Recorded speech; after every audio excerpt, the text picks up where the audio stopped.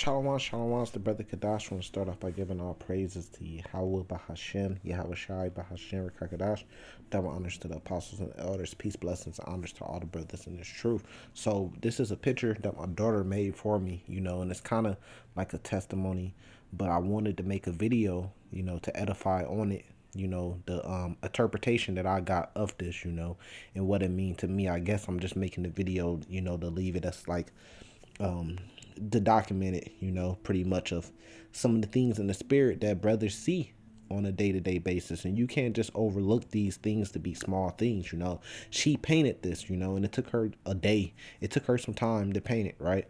And when she painted it, I got home, I seen this, and it said, I love my daddy. So, you see a big green, and then you have the little greens on the side. So the first thing that came to my mind, of course, was the Lord and the elect, which brings me to second. And this is not going to be long. This is Second Esdras chapter 2. These sometimes are signs. These could be signs from the Lord. It says that our children should prophesy, should see visions, roughly paraphrasing. I believe that's Joel. I want to say 2:27. Let me see if I can find it real quick. I believe it's Joel chapter 2. Yeah, verse 28. It says, "And it shall come to pass afterward that I will pour out my spirit upon all flesh, and your sons and your daughters shall prophesy.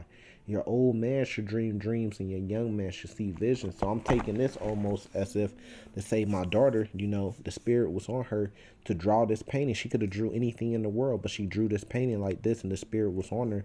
And I'm saying that, look, this is the spirit of the Lord being on her to prophesy of the elect. And she said, "I love my daddy." So, could it mean?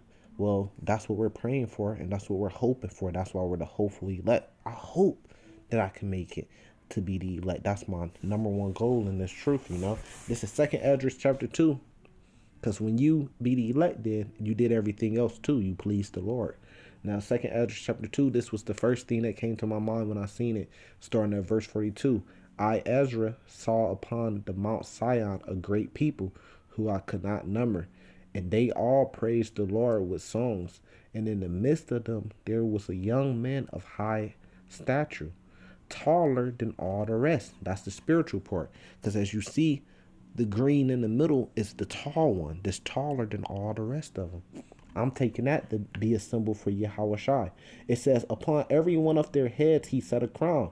And the little green ones, that's the elect. And the big one is setting crowns upon each one of their heads. You see what I'm saying? It says, "And was more exalted, which I marvel at greatly." He's more exalted than the little ones. It says, "So I asked the angel and said, Sir, what are these? And he answered and said unto me, These are they that have put off mortal clothing and put on immortal, and have confessed the name of God.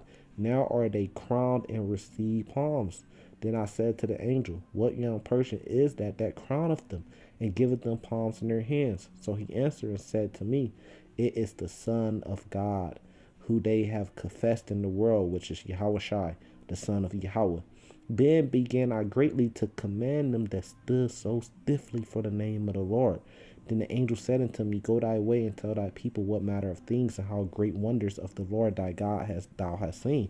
So I took this to spiritually mean, look, me personally, you're on the right track. You doing the work. Continue doing the work, and maybe this could be my lot. Maybe this could be my outcome. Maybe I'm that little small one right there with the red dot right above it. Maybe that's me. You see what I'm saying? So our sons and our daughters should prophesy. So this is how it comes out. Sometimes it don't always just come out in words. Sometimes you got to look at signs. Sometimes brothers on their daily on their daily walks in life, they're seeing the sign 144. It might pop up on the clock. It might pop up on a receipt that you get from a store or something like that. You might see it on a billboard. Those are signs that not always just going to come out with people in their testimonies with their mouth. It might be a painting like this that you got from your daughter. Didn't it say your sons and your daughters should prophesy? So that's a great boost in the spirit for me. And I felt the spirit. You could tell the difference. Like right now, as we talk right now, you could tell the spirit is on me heavy because I have so much to say. This could be even shorter, but I just got so much to say. You see what I'm saying? The spirit's on me heavy. And then I did had times where I was doing the work. I was putting up videos every day, but I was kind of getting lost for words and lost for parables and liking it to, the world today. I was kind of getting lost. I didn't have the flavor. I had the flavor still, but I could feel the difference. You see what I'm saying?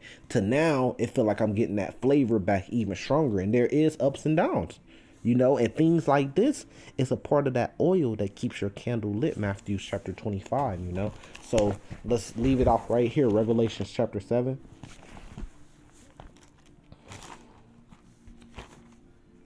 I'm feeling those precepts start rolling through my head again, while I'm doing these lessons. That's the spirit of the Lord. You got to say Tuada Yahweh, Tuada Yahweh Shai, Barakatha Yahweh, Barakatha Yahweh Shai. This is Revelation chapter 7, verse 1. And after these things I saw four angels standing on the four corners of the earth, holding the four winds of the earth, that the wind should not blow on the earth, nor on the sea, nor on any tree. And I saw another angel ascending from the east, having the seal of the living God. And he cried with a loud voice to the four angels, to whom it was given to hurt the earth and the sea, saying, Hurt not the earth, neither the sea, nor the trees, till we have sealed the servants of our God in their foreheads.